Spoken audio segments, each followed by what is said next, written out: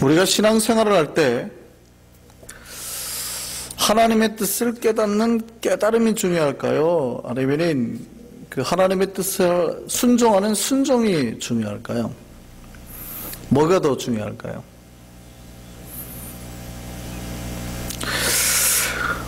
물론 우리가 깨달아지면 더 잘 순종할 수 있습니다. 당연한 겁니다. 항상 우리가 깨닫기 위해서 기도와 말씀에 더 많은 시간을 투여하고 하나님의 뜻을 찾아야 되는 거예요. 그런데 이제 우리 믿음이 약해서 하나님의 뜻을 잘 모르는 경우가 있어요. 그죠? 이때도 우리가 하나님의 뜻에 순종해야 되는 건 알아요.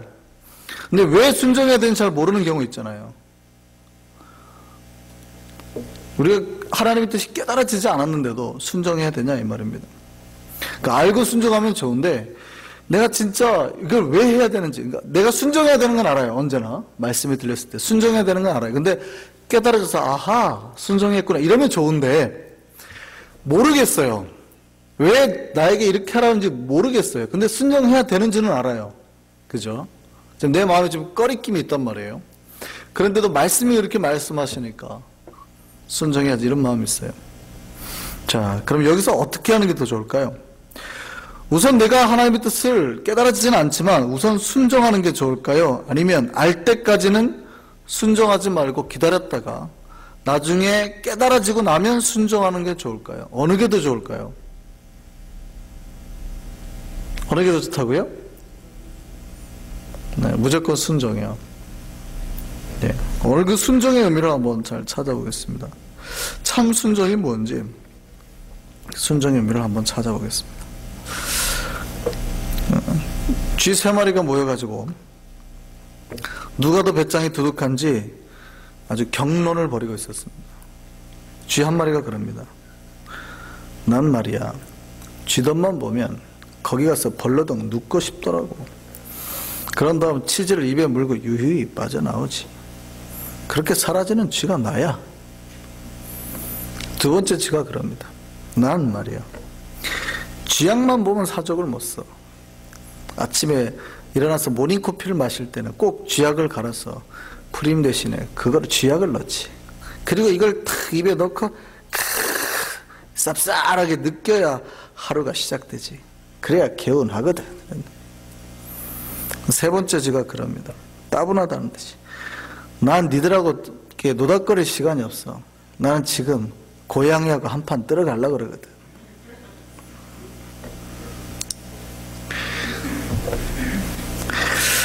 사실은요, 우리의 인생이 계속되는 어떤 그 테스트, 도전, 이런 시험의 연속입니다. 쥐들이 우스갯말로 자기의 인생을 과하게 표현하고 더 담대한 것, 더 배짱이 좋은 것처럼 말을 했지만 우리는 얼마나 믿음의 그 배짱이 좋은지 한번 테스트해 볼 필요가 있습니다. 뭐 이렇게처럼 쥐처럼 우리의 그 믿음을 과장해서 테스트할 필요는 없습니다만 테스트해 볼 필요는 있습니다. 우리는 항상 시험 속에서 살아갑니다. 어느 인간이들 간에 계속되는 뭐 학교 다닐 때는 중간고사, 뭐 기말고사 이런 시험으로 하다가 인생의 이제 학교를 졸업하고 나면 여러 가지 사업에 대한 시험, 또 자녀에 대한 시험, 관계에 대한 시험 이런 시험거리들로 가득하게 되죠. 그러면 왜 이런 시험들이 일어나는 걸까요? 학교에서는 성적에 대한 시험으로, 또 신앙에서는 이런 어떤 우리 인생에서 여러 가지 테스트해보는 시험으로 왜 이런 시험을 치르게 될까요? 시험이라는 거는요, 학교에서 쓰는 시험은 이제 이런 겁니다. 대부분 테스트는 우리가 어느 정도 경지에 왔는지 알아보려고 하는 작업입니다. 그러니까 그 과정을 패스할 수 있으면 넘어가는 거고요. 그렇지 않으면 사실 아직 경지가 안 됐으니까 다시 좀 더 노력해라 이런 의미가 있죠. 인생에서는요, 신앙이나 인생에서는 마찬가지입니다. 하나님이 가끔 우리에게 시험을 줄 때가 있거든요. 근데 이때는 언제예요? 우리가 지금 잘 익었는지 찔러볼 때 주시는 겁니다. 우리가 감자나 고구마를 삶고 난 다음에 찔러보잖아요. 이게 시험인 거예요. 하나님이 얘가 잘 익었는지 어떻게 접시에 내갈 수 있을지 꾹 찔러보는 게 이게 시험입니다. 그래서 하나님께서 자기 일꾼을 부르시고 만드실 때는 반드시 시험을 하십니다. 네, 잊지 마시기 바랍니다. 왜 하나님 저에게 이런 시험을 주시나요? 고민하실 것이 없어요. 여러분이 그동안의 훈련 가운데 잘 됐는지 이제 마지막으로 한번 찔러보는 작업이 이제 시험이거든요. 시험을 무서워하지 마시기 바랍니다. 이제 하나님의 훈련이 거의 끝나가고 있다는 증거예요. 요 단계가, 물론 그 다음 단계가 또 있겠지만, 그러니까 요 단계가 한번 끝나가고 있다는 거예요. 어떤 분들이 그래요. 하나님 제발 시험에 빠지지 않게 해주세요. 아니요, 그게 아니라 우리의 크리스찬의 기도는요, 하나님 내가 시험에서 굳건히 승리할 수 있게 해주십시오, 이렇게 기도하는 게 맞습니다. 물론 여기서 말하는 시험은 대부분 유혹이겠죠. 유혹에 빠지지 않게 해주십시오, 그렇게 말하는 기도겠습니다만, 어떤 분들은 시험 자체, 테스트 자체를 굉장히 두려워하시는 분들이 있어요. 근데 하나님이 조금만 흔들어도 그냥 왕 하고 이렇게 주저앉아 버리시는 분들, 그렇지 않습니다. 테스트 두려워하지 마시라고요. 하나님께서 이 테스트를 통해서 드디어 이제 우리가 좀 더 한 단계, 그러니까 쓰임받는 종이나 리더나 직분자로 세움받으려고 할 때 꼭 시험을 주세요. 오늘 본문 보니까 창세기 22장 1절 보세요. 하나님이 아브라함을 뭐 하시려고요? 예, 시험하시려고 했대요. 이제 하나님이 아브라함을 당신의 그 종이지만 인류를 구원할 시초를 삼을 자로 부르시려고, 이 아브라함의 그런 위대한 종으로 만들려고 할 때 이제 마지막 테스트를 한번 해보시는 거예요. 지금까지 아브라함이 신앙생활 잘했어요. 하나님이 부르셨을 때부터 75세에 부름을 받아서 이 믿음의 경지를 잘 왔거든요. 이제 아브라함으로부터 딱 누구에게 넘어갈 때예요? 이삭으로 넘어갈 때예요. 이때 믿음의 테스트를 한번 하십니다. 그래서 이제 아브라함이 이제 새로운 인류의 구원의 시초의 첫 걸음을 내디딜 수 있겠는가에 대한 시험을 하게 되는 겁니다. 본문을 보면 아브라함은 우리가 앞에서도 봤지만 가는 곳마다 그 지역의 왕들과 유대 관계를 맺었죠. 에집트하고 또 블레셋하고 관계를 계속 맺어왔죠. 사라 문제가 거기 꼈죠. 성경이 그러면서 점점 아브라함의 힘과 재물, 권력이 상승하고 있음을 보여줍니다. 우리가 앞에서 살펴보지는 않았지만 창세기 21장 22절부터 34절까지가 어떤 내용이냐면 바로 이 앞에서 우리가 살펴봤던 그 블레셋 왕이나 이집트 왕과의 언약을 맺는 장면이 구체적으로 나와 있어요. 22절 보면, 21장 22절 보면 그때 아비멜렉과 그 군대 장관 비골이, 그러니까 지금 언약 맺는 장소에 누가 와요? 블레셋 왕 아비멜렉과 그의 군대 장관을, 국방부 장관을 대동하고 나오는 거예요. 거기서 아브라함하고 이렇게 맹세, 언약하는 장면인 겁니다. 지금 여기가. 언약하자. 너 나하고, 너 보니까 하나님이 너와 항상 함께 하시는 것 같아. 너 나하고 맹세하자. 아비멜렉이 그럽니다. 그러니까 아브라함이 맹세하자. 그래, 너 나하고 이제 맹세하자. 잘 관계를 맺자 그래요. 관계를 맺는데 그냥 맺을 수는 없어. 야, 짚고 넘어갈 건 짚고 넘어가자. 니네 종들이 그때 우리 집 우물 뺏어간 거 어떻게 할래? 다 짚어요. 뭐라 그래요? 그거 니네 25절 보세요. 아비멜렉의 종들이 아브라함의 우물을 뺏은 일에 관하여 아브라함이 아비멜렉을 뭐 하매? 책망하며. 지금 아브라함이 어느 정도 위치인지 아시겠어요? 예, 블레셋 왕 아비멜렉을 책망할 정도예요. 그럼 니네가 우리 옛날에 우물 뺏어간 건 어떡할래?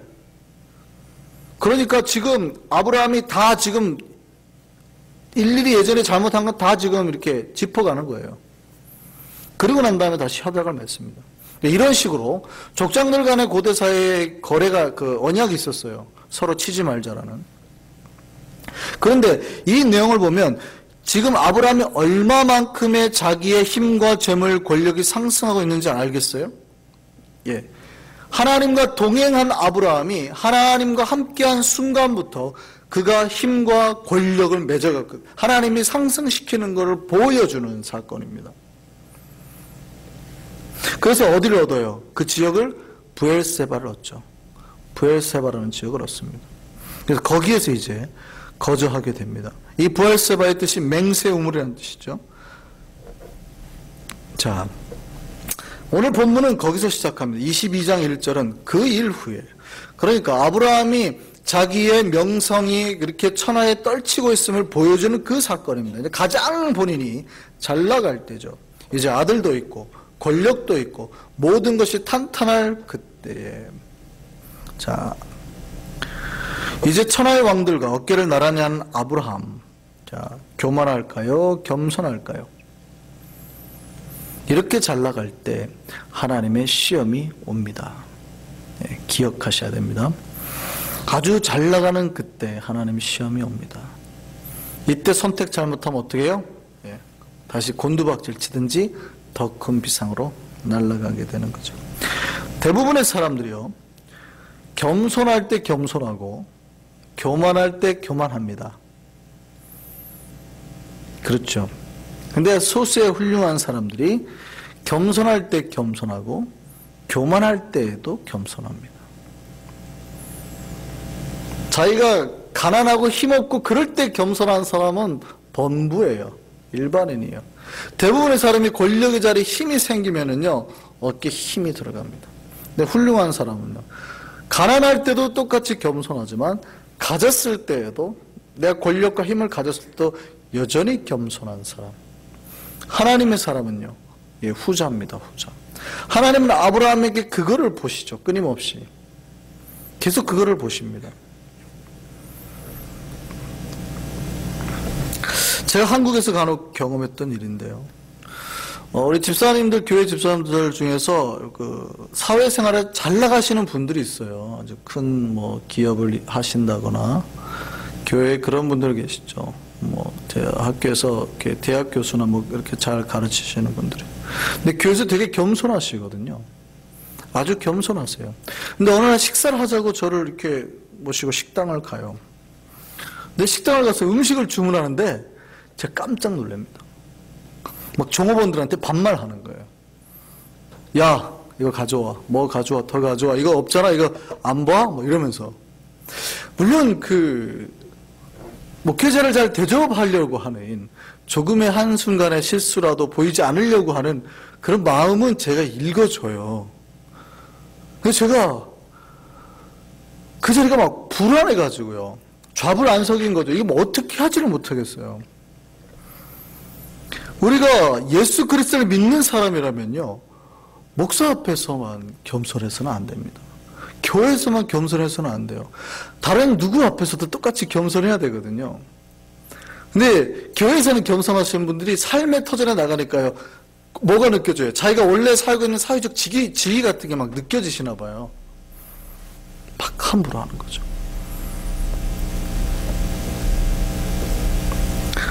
아브라함은 어떤 사람이었습니까?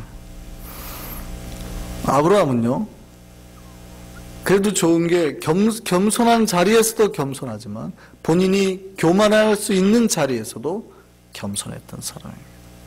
이게 하나님의 사람의 모습이거든요. 아브라함이 아들이 없었죠. 100세 때 아들을 낳았습니다. 하나님의 은혜로 아들을 주셨어요. 상상할 수 없는 은혜의 아들을 얻었습니다.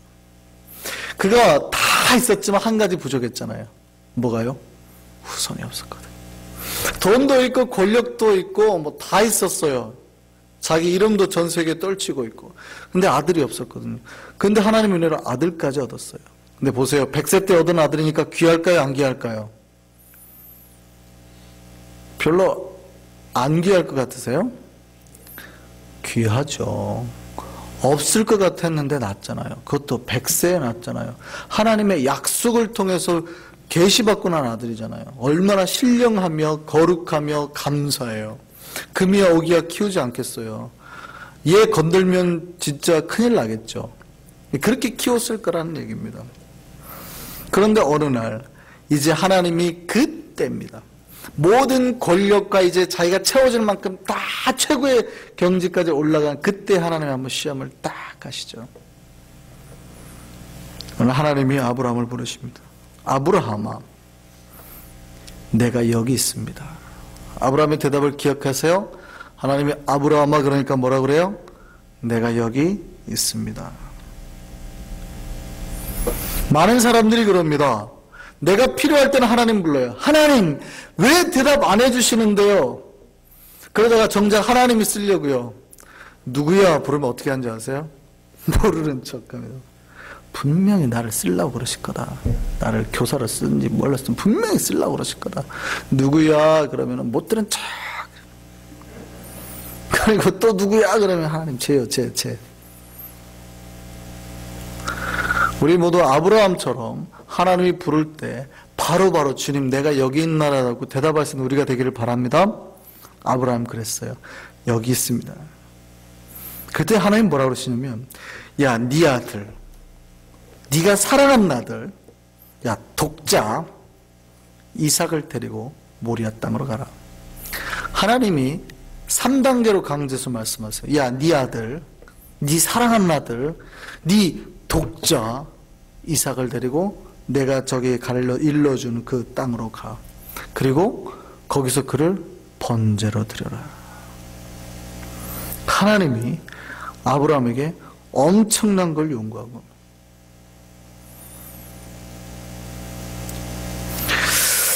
자, 이거 이해되시나요?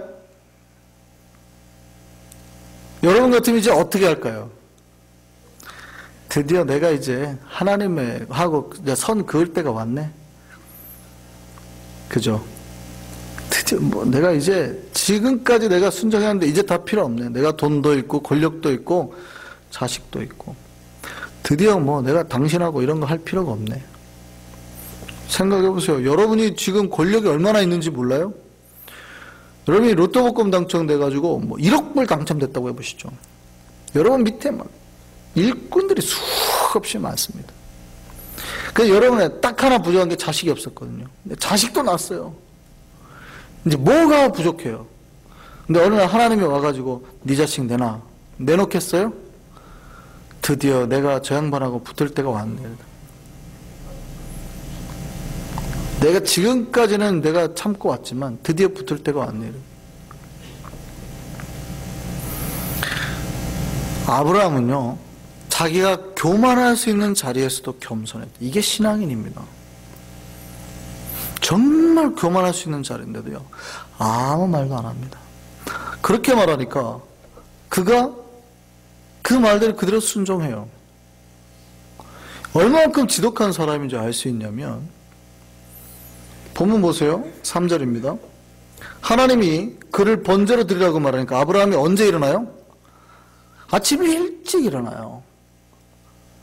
참, 어디 도시락 소풍 갑니까? 멀리 장거리? 아침 일찍 가가지고 해지기 전에 돌아오려고요? 지금 뭐 하러 가는 거예요? 자기 아들 죽이러 가는 거잖아요. 그러면은 아침밥 먹이고, 그죠? 천천히 출발해도 되잖아요. 어차피 며칠 거리니까 언제 가도 똑같은 거. 근데 아브라함이 언제 출발해요? 하나님의 명령이 떨어지는 그날 새벽같이 일어나서 아들을 데리고 출발합니다. 얼마나 이 무서운 순종의 사람인지 아시겠습니까? 여러분 같으면 그렇게 하시겠습니까? 그리고 떠나요. 두 사환과 나무를 가지고 떠납니다. 그리고 이제 도착했어요. 산 밑에까지 도착하니까 그 사환들에게는 여기서 니네 기다려. 그러고 이삭만 데리고 올라갑니다. 지금 이삭이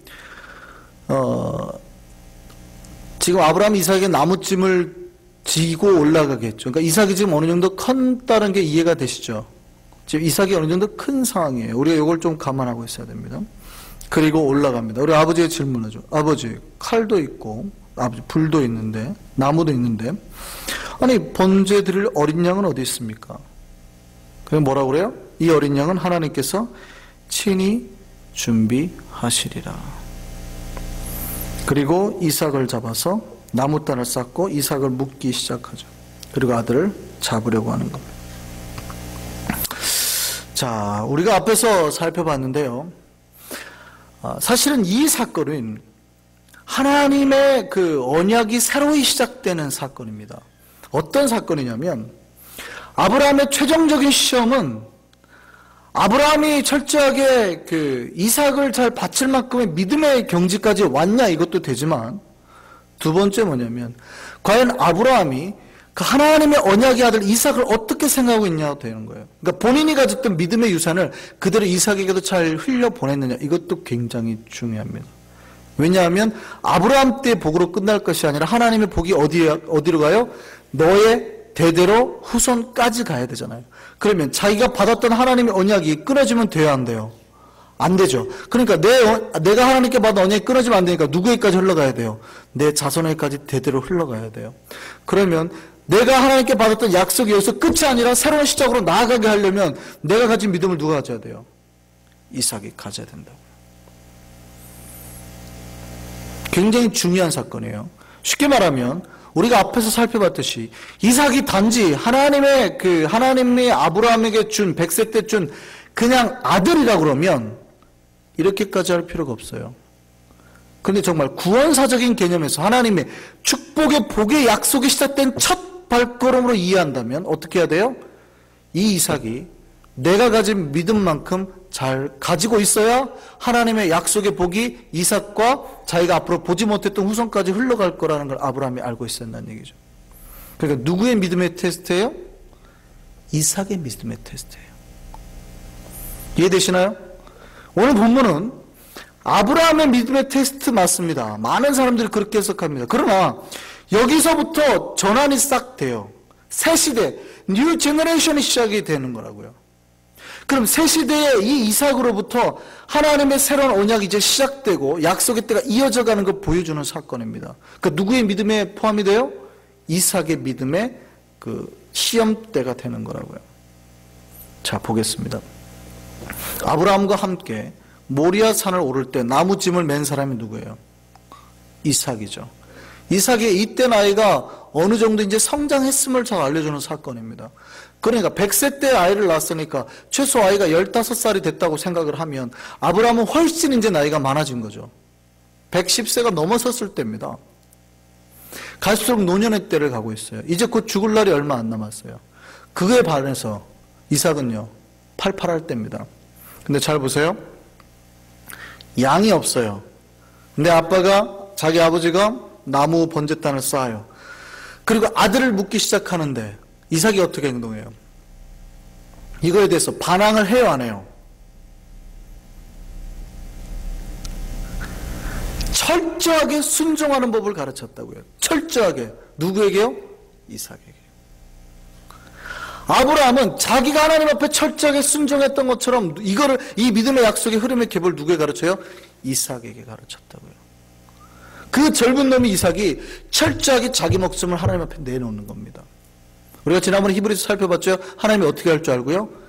얘를 지금 당장 다시 살릴 걸 믿는 거예요. 이게 믿음의 약속의 계보가 받는 복의 흐름입니다. 그러니까 아브라함이 자기가 가졌던 믿음의 약속을 자기 때에서 끝나지 않을 거라는 하나님의 약속을 그대로 믿는 거예요. 네 자손 대대로 복 받을 거라는 믿음, 하나님의 언약이 흐를 거라는 복을 그대로 받는 겁니다. 그러니까 자기가 하나님께 받았던 약속의 흐름을 자기 때 끊어야 하는, 절대 끊지 않는 거예요. 그리고 누구에게 줘요? 이삭에게 그대로 흘러보내는 거예요. 그러니까 이 약속의 모리아 산에서 죽을 때 철저하게 누가 순종하는 거예요? 이삭이 순종하는 겁니다. 이삭. 새 시대의 새 언약이 지금 출발을 보여주는 사건이에요. 그러니까 이게 딱 여기 사건을 통해서 아브라함과 이삭의 이 시대가 이제 바뀌는 겁니다. 영화에서 마치 이제 전때 잘 나갔던 영웅은 사라지고 그 아들이 영웅으로 등극하는 장면과 똑같아요. 이 사건을 통해서 싹 바뀝니다. 이제 아브라함은 역사 속으로 사라지는 거예요. 이제 믿음의 순종에 누가 등극해요? 이삭이 등극하기 시작합니다.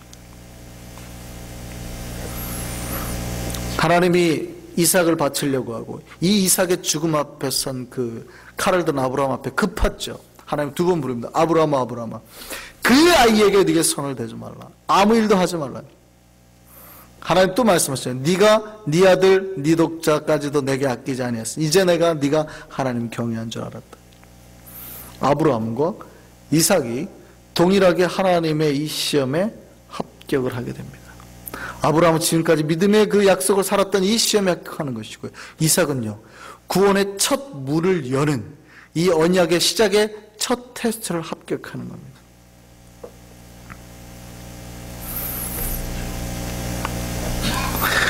하나님은 이 이삭을 통해 아브라함에게 이 이삭을 통해서 이걸 이해하고 있는지를 보는 거예요. 이삭이 단지 아브라함의 아들이 아니라 하나님의 언약의 첫 선물이요 첫 발걸음이었냐. 아브라함 이걸 이해하고 있느냐 할 때 지금 테스트한 겁니다. 그리고 그 아들을 바치라는 거예요. 근데 이 테스트에 아브라함도 이삭도 똑같이 합격했죠. 그러니까 하나님이 두 번째로 말씀하십니다. 창세기 22장 16절입니다. 15절 보면 여호와의 사자가 하늘로부터 두 번째 이제 아브라함을 부르는 거죠. 아까 아브라함아 하지마 그렇게 말하고 두 번째 뭐라고 하셨는지 보겠습니다. 다시 이 테스트의 시작을 통해서 새 시대의 약속이 또 선포되고 있어요. 그러니까 새 시대가 지금 선포되고 있음을 말해주는 거예요. 잘 보세요. 16절입니다. 시작. 이르시되 여호와께서 이르시기를 내가 나를 가리켜 맹세하노니 내가 이같이 행하여 네 아들 네 족자도 아끼지 아니하였은즉 내가 네게 큰 복을 주고 네 씨가 크게 번성하여 하늘의 별과 같고, 지금 예전에 아브라함이 하셨던 약속이죠. 이게 누구에게 다시 시작돼요? 이삭에게 시작되는 거예요. 별과 같고 바다의 모래와 같게 하리니 네 씨가 그 대적의 성문을 차지하리라. 또 네 씨로 말미암아 천하 만민이 복을 받으리니 이는 네가 나의 말을 준행하였음이니라. 지금 하나님이 그 약속의 첫 언약인 이삭을 통해서 무슨 일을 하겠다는 거예요? 이제 구원의 길을 여시겠다는 거예요. 그죠? 네 씨로 말미암아 천하 만민이 복을 받겠다라고 구체적으로 말씀하시잖아요. 그죠? 뭐라고 그러시는 거예요? 이제 이 아들을 네가 네 아들이 아닌 언약의 첫 아들로 이해했으니, 그리고 그렇게 그 시험에 합격했으니 이제 이 아들로 말미암아 뭐요? 온 천하 만민이 구원을 얻게 될 것이다. 그 얘기하는 거예요.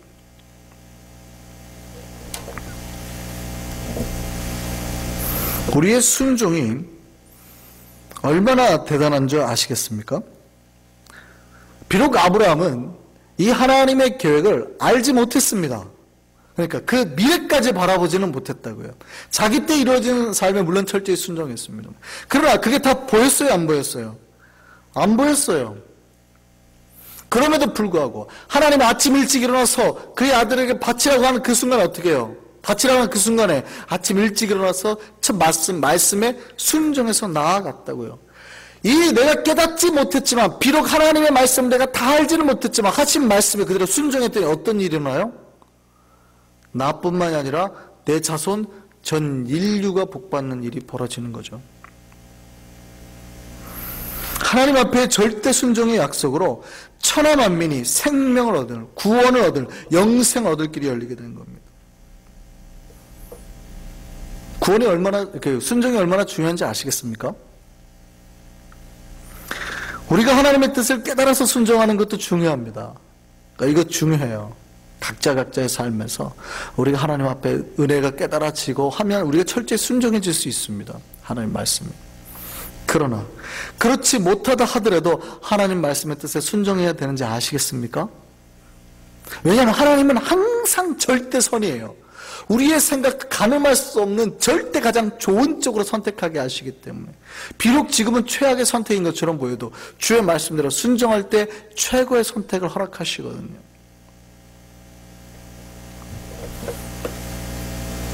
신앙생활 하다 보면은요, 개인의 믿음과 신앙의 깊이에 따라서 하나님의 뜻을 해석하거나 이해하는 정도가 다릅니다.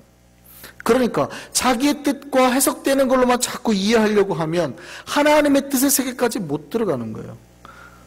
자기 뜻에 안 맞으면 우선 거부하는 겁니다. 순종의 길을 못 선택하는 거죠. 왜냐하면 잘 모르겠거든요. 왜 저걸 해야 돼? 저거 분명히 악수인데, 저거 내 눈에 진흙탕인데, 아무리 하나님 보라고 해도 말이 되는 소리를 해야지. 밟으면은 떨어질 것 같은데. 근데 하나님 가라 그런단 말이죠. 도대체 가라 그러면은 그걸 알아야 돼요. 가라고 밟았더니 그동안 막 20일 동안 굶어가지고 사막을 헤맸는데 진흙을 밟으라고 그랬더니 못 가는 거죠. 그리고 돌아가는 거예요. 그리고 가다가 이제 또 굶어야 되는데, 진흙을 밟으라고 했는데 진흙을 밟은 순간 뭐가 나와요? 갑자기 거기서 뱀장어가 나오잖아요. 그럼 뱀장어 잡아서 먹으면 되거든요. 근데 하나님의 뜻은 항상 절대선이에요.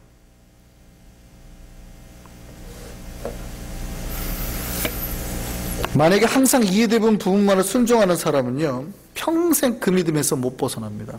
도전을 못한다는 뜻이에요. 그러니까 내가 이해하는 것만 순종하려고 하는 사람은요, 1년을 하든 2년을 하든 평생 안 늘어요, 신앙이. 성가대 하시는 분들이요, 죄송한데 계속 성가 연습해도 늘긴 늘지만 지금처럼 노래만 하시면 잘 안 늘어요. 뭘 하셔야 되는 줄 아세요?